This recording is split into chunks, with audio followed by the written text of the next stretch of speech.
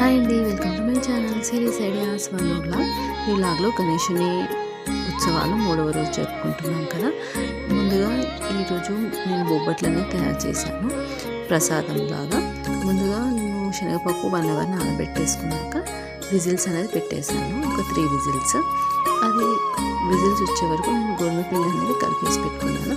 ఆ తర్వాత శనగపప్పు మిక్సీ పట్టుకున్నాక మనం ఏ గ్లాస్ తోటి అయితే శనగపప్పు తీసుకున్నామో అదే గ్లాస్తో బెల్లం అనేది తీసుకోవాలి.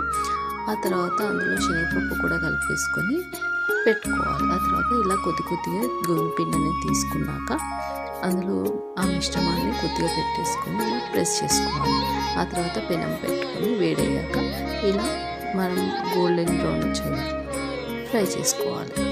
అంతేనండి, 3వ రోజు గణేషుని నైవేద్యం రెడీ. ఆ తర్వాత పూజా కార్యక్రమం స్టార్ట్ అయిపోయింది. Thank you.